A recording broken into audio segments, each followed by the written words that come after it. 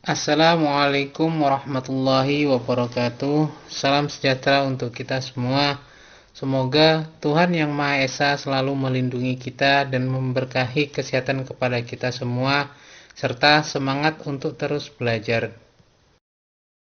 Bahasan dalam pertemuan kali ini dalam mata kuliah teori akuntansi adalah mengenai pengungkapan dan sarana interpretif.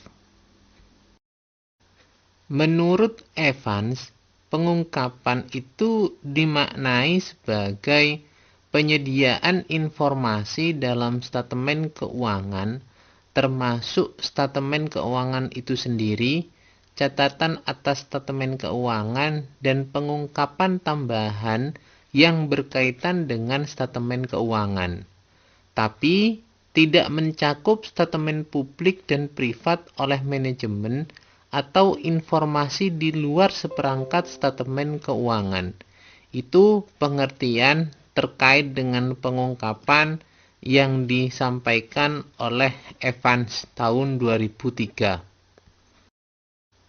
Sedangkan Wolk, Terni, dan Dot di tahun 2001 memberikan pengertian tentang pengungkapan sebagai hal yang berkaitan dengan informasi baik dalam statemen keuangan maupun komunikasi tambahan termasuk catatan kaki, peristiwa-peristiwa setelah tanggal statemen, diskusi dan analisis manajemen, prakiraan keuangan dan operasi, dan statemen keuangan tambahan yang meliputi pengungkapan segmental dan informasi pelengkap lebih dari kos historis.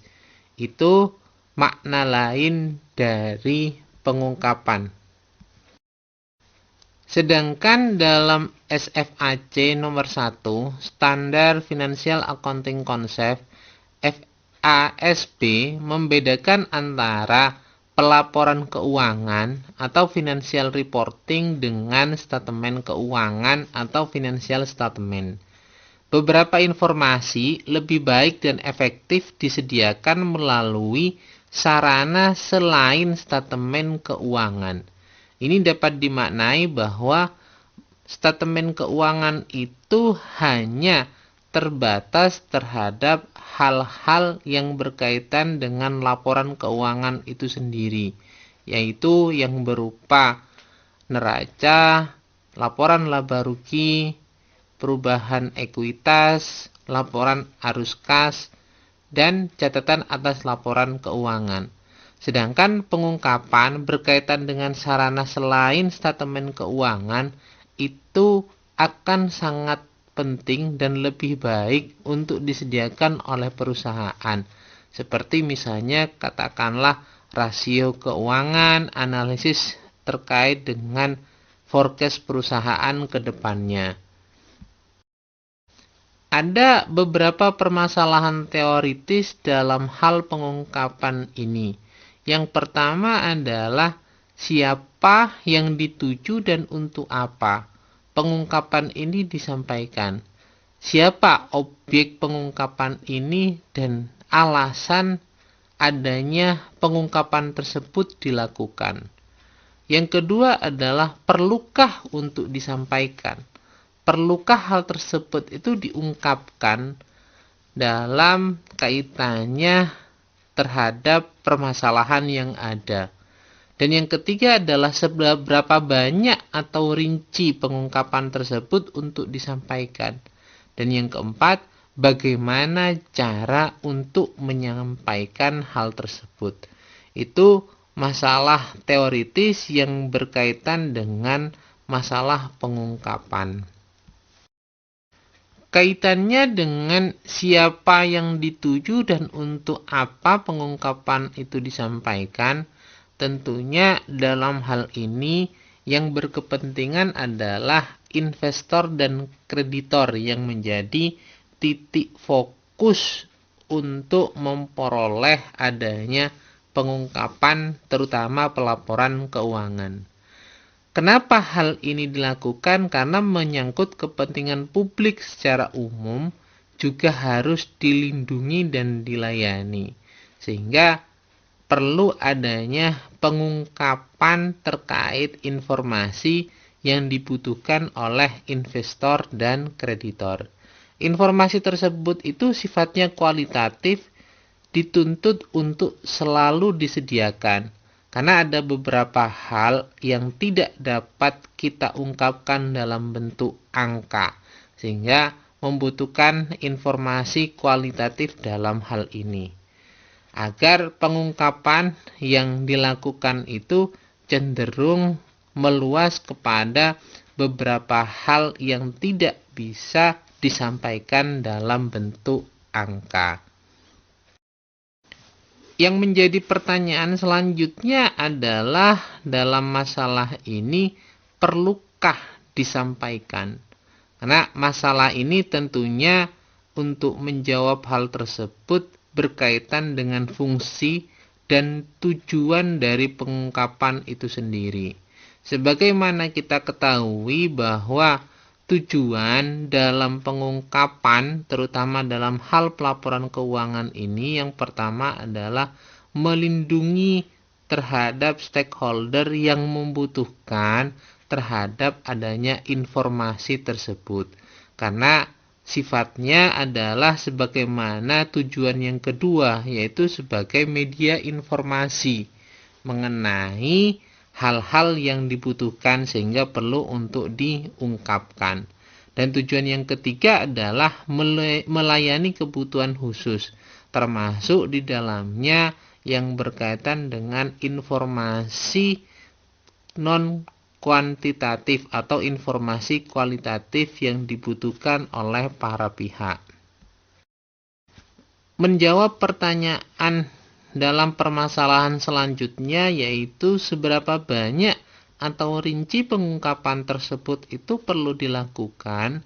Hal ini perlu kita ketahui bahwa dalam mengungkapkan sesuatu itu ada 3 syarat yang harus dipenuhi. Informasi yang disampaikan itu harus memadai, wajar atau etis terkait dengan informasi yang perlu disampaikan, dan diungkapkan secara penuh. Tidak boleh ada hal yang disembunyikan dalam pengungkapan informasi tersebut agar tidak terjadi misinformasi. Pertimbangannya adalah yang pertama mengenai tujuan dari perlunya pengungkapan tersebut itu dilakukan. Dan yang kedua adalah terkait dengan kos penyediaan untuk membuat pengungkapan informasi tersebut. Dan yang ketiga adalah keberlebihan informasi atau overload. Ini akan menyebabkan adanya disinformasi, sehingga perlu informasi yang benar-benar akurat untuk disampaikan. Dan yang keempat tentunya mempertimbangkan keengganan dari pihak manajemen untuk menyampaikan beberapa hal dalam pengungkapan tersebut. Ini biasanya berkaitan dengan kos penyediaan yang dibutuhkan untuk menyampaikan informasi atau mengungkapkan informasi yang dibutuhkan oleh stakeholder. Dan yang pertimbangan yang kelima adalah pengungkapan tersebut itu dilakukan secara wajib atau sukarela. Kalau sifatnya wajib, maka pihak manajemen mau tidak mau harus menyampaikan atau mengungkapkan informasi tersebut. Sedangkan kalau sifatnya sukarela, tentunya ada banyak pertimbangan yang dilakukan oleh manajemen, salah satunya dengan mengukur antara cost and benefit-nya, antara tujuan dan cost penyediaan informasi bila mana hal tersebut diungkapkan.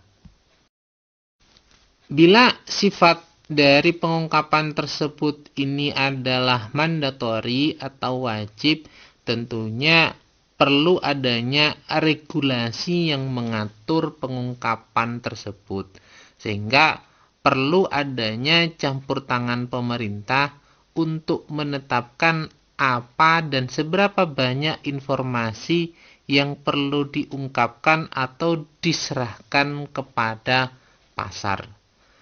Hal-hal yang menjadi alasan pendukung terkait dengan kebutuhan regulasi tersebut adalah yang pertama, dikhawatirkan adanya penyalahgunaan informasi. Bila mana tidak ada batasan sejauh mana informasi tersebut itu harus diungkapkan ke publik. Dan yang kedua adalah eksternalitas. Ini berkaitan dengan faktor eksternal di luar aktivitas operasional perusahaan. Tentunya menjadi sebuah alasan pertimbangan dalam penyusunan sebuah regulasi. Dan yang ketiga pastinya adalah kegagalan pasar, sehingga bila mana informasi itu diungkapkan atau diserahkan kepada pasar, apakah akan berdampak baik terhadap pasar atau akan menyebabkan adanya kegagalan di pasar tersebut. Selain itu tentunya bila mana ada faktor kegagalan pasar, hal ini tentunya akan berdampak terhadap aktivitas atau operasional dari perusahaan itu sendiri. Selanjutnya yang keempat yang berkaitan dengan alasan dibutuhkannya regulasi ini adalah asimetris informasi. Dikhawatirkan para pihak yang berkepentingan itu memiliki informasi yang berbeda, sehingga dalam pengambilan keputusan akan menyebabkan keputusan yang salah. Dan yang terakhir adalah keengganan manajemen. Tentunya ketika pihak manajemen tidak diberikan mandatori dalam hal regulasi untuk diungkapkan sebagai bentuk kewajiban dari manajemen, maka pihak manajemen tentunya akan enggan untuk menyampaikan informasi tersebut itu ke publik dengan banyak pertimbangan, terutama berkaitan dengan mempertimbangkan antara cost and benefit-nya. Pertanyaannya adalah sekarang, bila hal tersebut itu memang perlu untuk dibuat sebuah regulasi atau aturan yang mewajibkan sebuah pengungkapan dilakukan, maka siapa yang akan membuat regulasi tersebut? Kalau di Indonesia, yang membuat regulasi tersebut itu adalah pihak OJK atau Otoritas Jasa Keuangan dan profesi yang menyusun standar akuntansi, yaitu IAI. Selain itu juga ada beberapa hal yang berkaitan dengan pengungkapan itu disusun oleh profesi yang lainnya, seperti misalnya Ikatan Akuntan Publik Indonesia dan juga yang berkaitan dengan profesi perpajakan, misal seperti itu. Sedangkan kalau kita membuat sebuah perbandingan, maka di Amerika itu yang membuat regulasi adalah pemerintah dengan membuat saluran undang-undang. Contohnya seperti Securities Action 1933 dan Securities Action 1934. Terus dari standar ekonomik sentralnya, yaitu bursa efeknya di Amerika tersebut, serta profesi yang berhubungan dengan standar akuntansi keuangan. Nah, tentunya dalam menyusun regulasi ini perlu struktur pengaturan ganda atau dual regulatory structure. Karena apa? Karena khawatir tidak ada penyeimbang informasi dalam menentukan sebuah regulasi.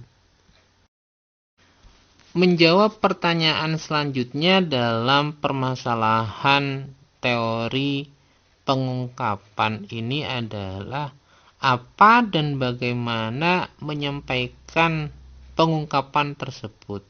Berkaitan dengan apa? Hal ini tentunya berkaitan dengan berbagai proposal tentang komponen-komponen yang harus disampaikan. Ini ada beberapa model yang biasanya dipergunakan untuk mengungkapkan sesuatu, seperti model inti, model FASB, model komite Jenkins, dan model William. Bisa dijadikan sebuah bentuk pertimbangan dalam penyusunan format pengungkapan tersebut.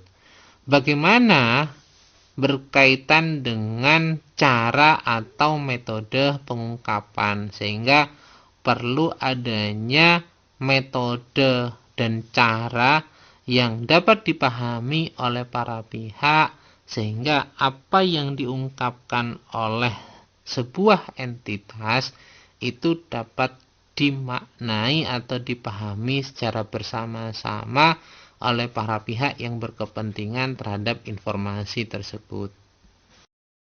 Dalam sebuah model inti untuk menyampaikan kira-kira apa saja yang perlu diungkapkan pada sebuah pelaporan informasi, ini berkaitan dengan kebijakan dari pihak manajemen itu sendiri sebagai bentuk informasi keuangan yang paling inti pada perusahaan tersebut.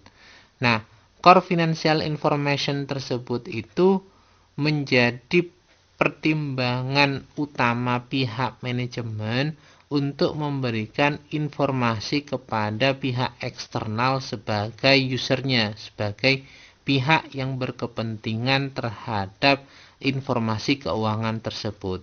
Selanjutnya, dari pihak eksternal tersebut, seperti misalnya dari investor, kreditor, dari karyawan itu sendiri, dari pembeli, dari pemerintah, dari masyarakat, maka segala bentuk informasi keuangan tersebut yang akan disampaikan oleh pihak manajemen dengan berbagai macam pertimbangan apa saja yang perlu disampaikan. Nah, dari informasi tersebut itu selanjutnya menjadi telaah dalam pihak sekuritas, sehingga pihak sekuritas ini terutama dalam bursa efek akan menjadikan data perusahaan sebagai bentuk analisis ekonomi dan menjadi pertimbangan data yang akan disampaikan kepada publik, sehingga bisa menjadi sebuah analisis industri untuk para pihak yang berkepentingan dalam melakukan analisis terhadap kondisi keuangan perusahaan tersebut. Ini menjadi bentuk informasi yang terintegrasi menurut model inti. Sedangkan menurut model FASB, tentunya ini berkaitan dengan statement keuangan berupa laporan laba rugi, neraca, perubahan ekuitas, laporan arus kas, dan pada akhirnya akan mencakup kepada catatan atas statement keuangan tersebut.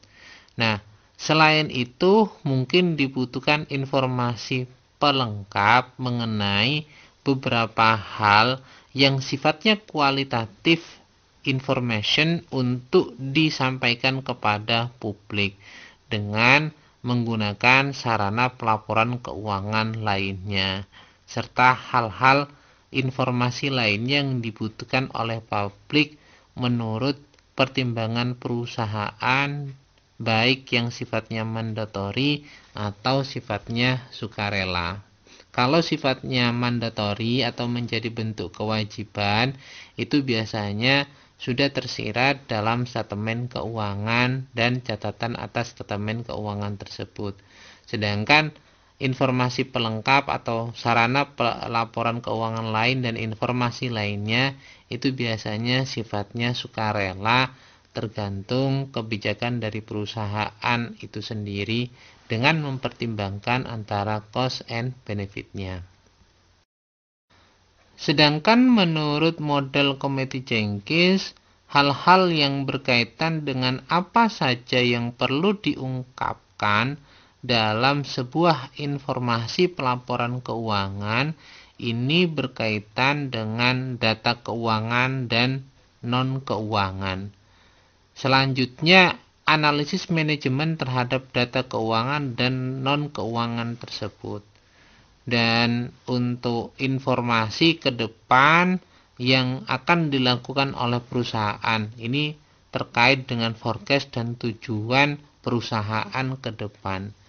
Informasi yang lainnya mengenai manajemen dan pemegang saham itu juga perlu untuk diungkapkan, serta latar belakang perusahaan itu sendiri. Itu apa saja yang perlu diungkapkan menurut model Kometi Jenkins. Sedangkan menurut model William, ini tidak memberikan penjelasan secara detail terkait dengan apa saja yang perlu diungkapkan. Namun dalam model William ini hanya memberikan petunjuk berkaitan dengan lapis pertama, lapis kedua, lapis ketiga, lapis keempat, dan lapis kelima serta selanjutnya.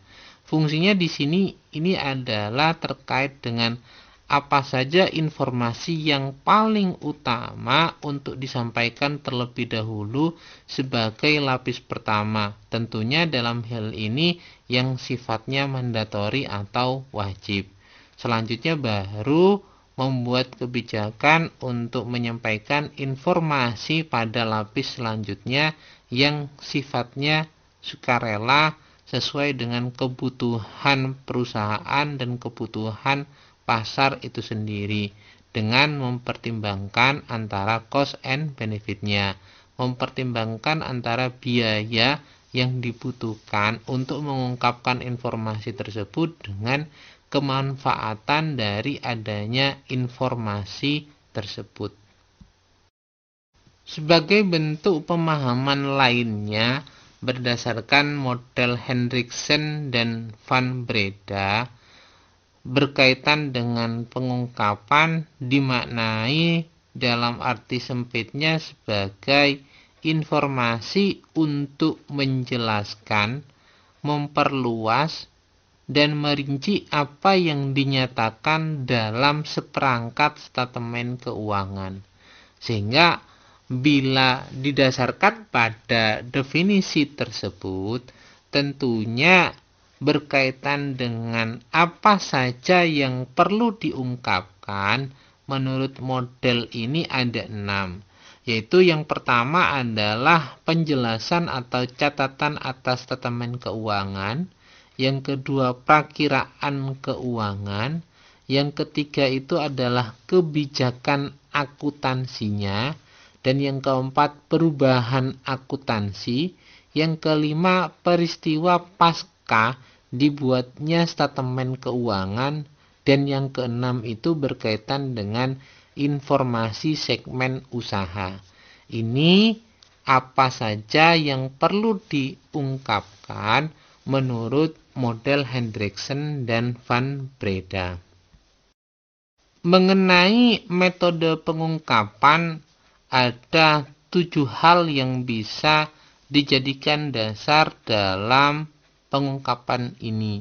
Yang pertama adalah post statement keuangan, yang kedua berupa catatan kaki, dan yang ketiga penjelasan dalam kurung, yang keempat istilah teknis, yang kelima lampiran, yang keenam komunikasi manajemen, dan yang ketujuh itu adalah catatan laporan auditor.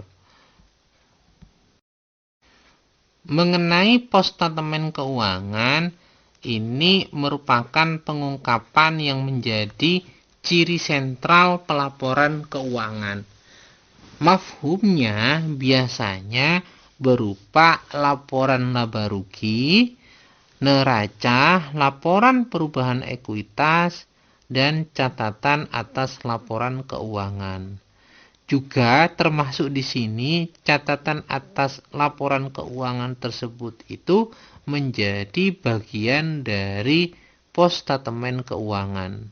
Mengapa hal ini perlu dilakukan? Yaitu untuk dilaporkan melalui statemen keuangan sebagai suatu objek atau pos harus memenuhi kriteria pengakuan.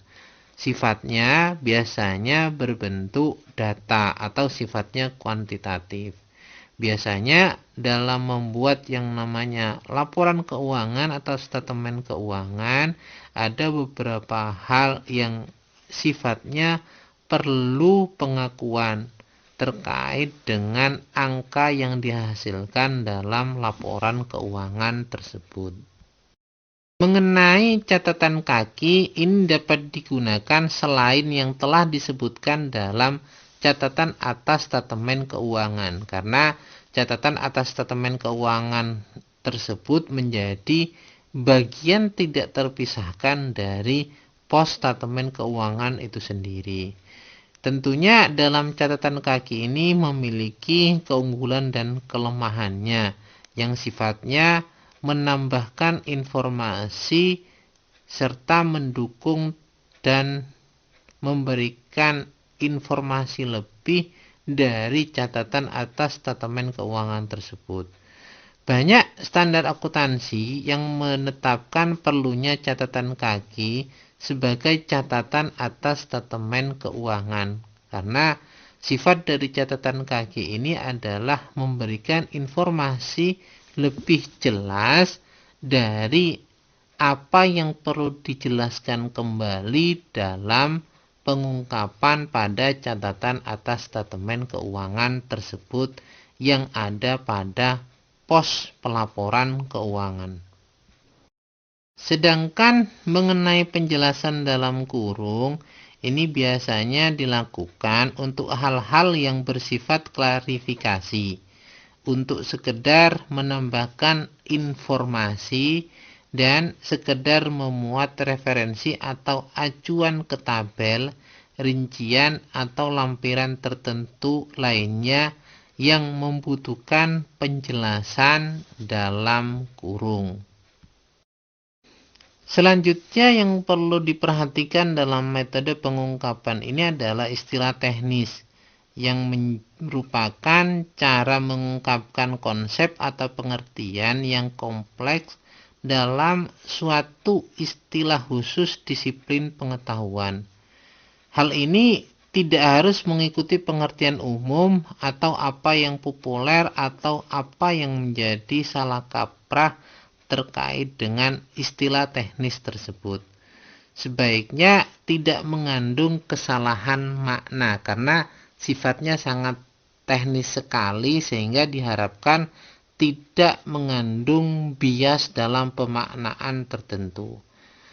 Dalam hal istilah teknis ini menjadi sebuah kewajiban bagi pendidikan untuk mengenalkan dan menjelaskan istilah teknis yang tepat. Sehingga setiap orang ketika akan mempergunakan media informasi itu dapat memahami bahwa istilah teknis yang dipergunakan adalah sama.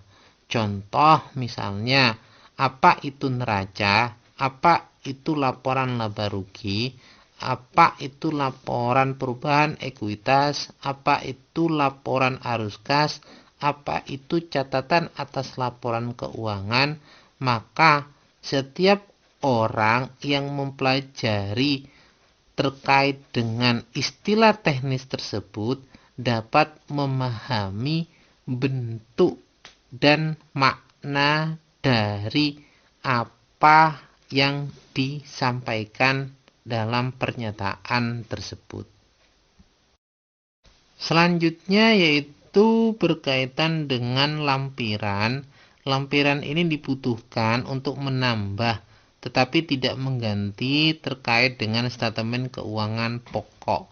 Karena ini biasanya dapat berupa penyusunan kembali statemen keuangan pokok dengan format yang berbeda untuk melayani kebutuhan tertentu agar informasi yang disampaikan dalam statemen keuangan itu dapat dipahami lebih detail kembali.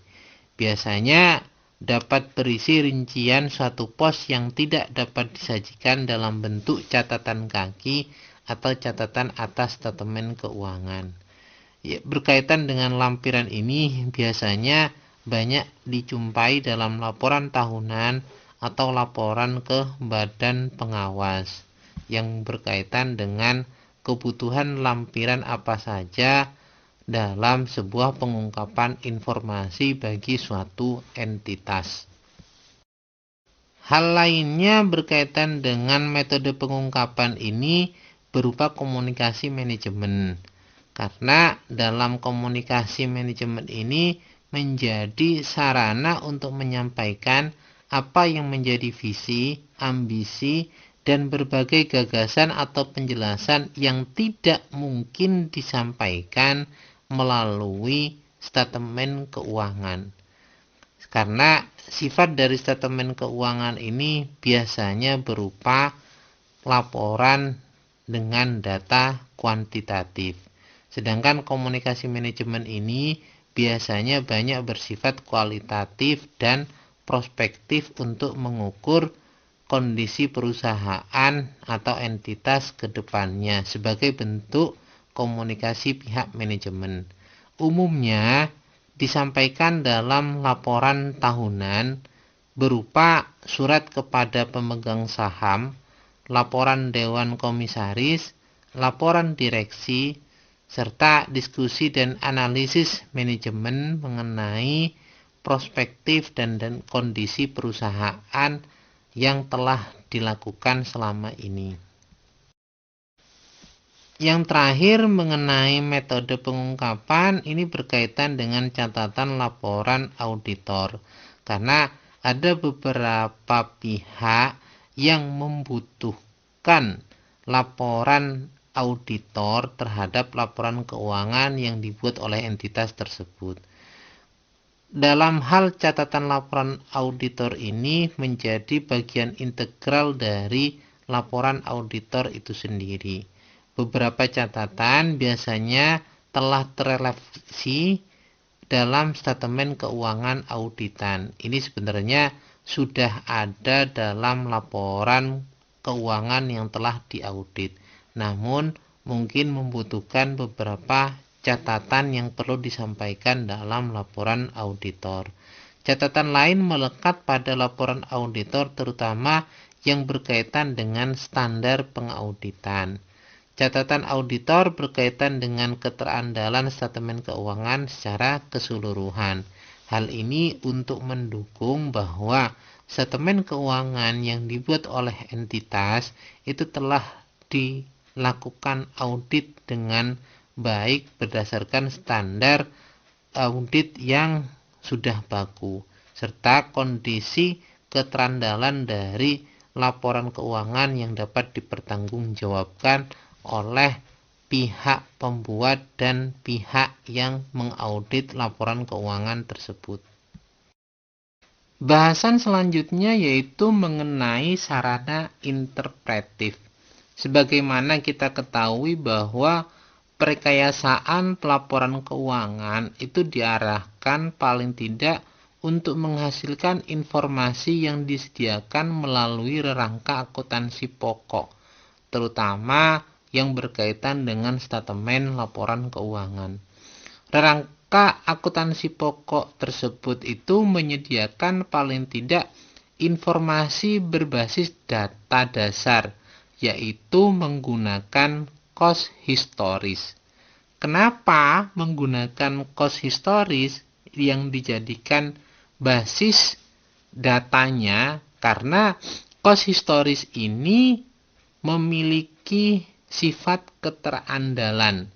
Keterandalan menuntut data cost dipelihara dalam sistem pencatatan dan menjadi pembanding terhadap perubahan akibat penilaian.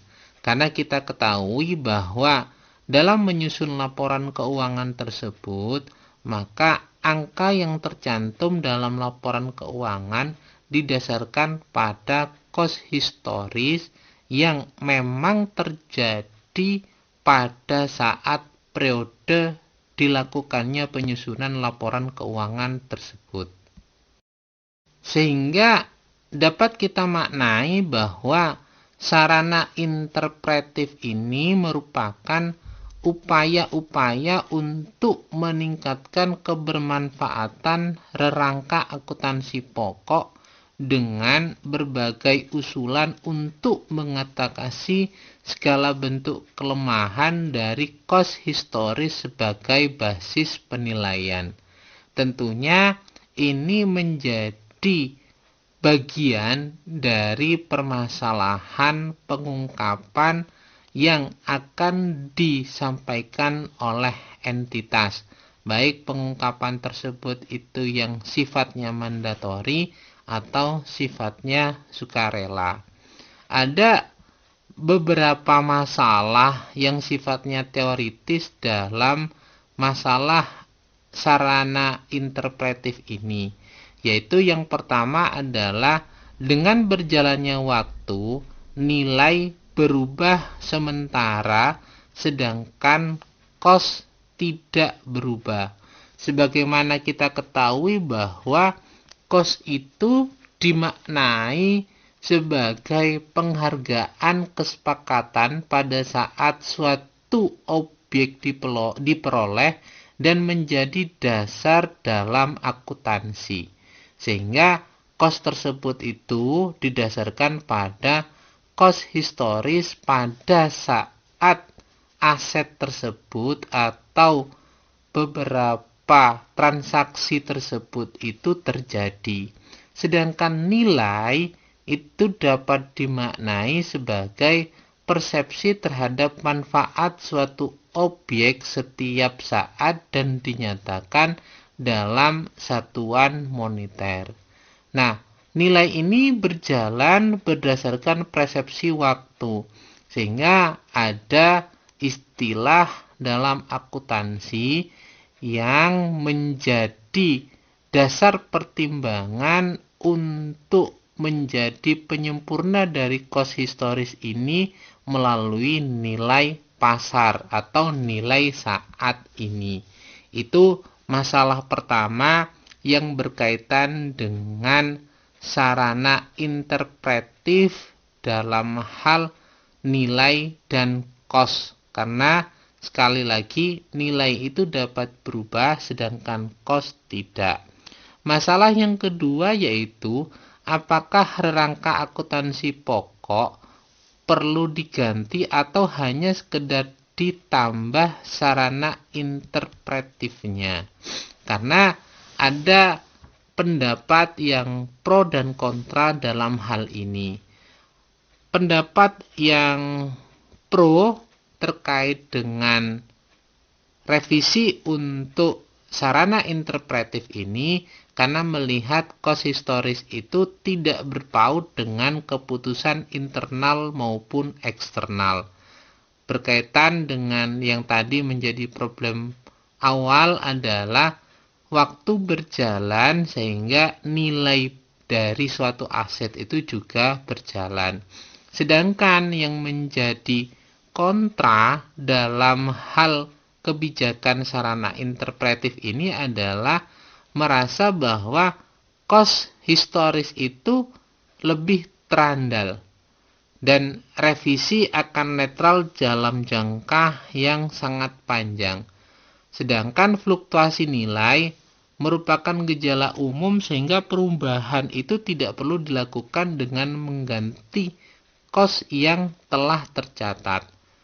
Data kos tetap harus dijaga keutuhannya dalam sistem agar dapat dijadikan pembanding. Dalam arti lain bahwa kos itu dapat diperbandingkan dengan nilai pasar pada saat ini untuk dijadikan bahan evaluasi mengenai kondisi perusahaan ke depannya. Itu yang berkaitan dengan sarana interpretif.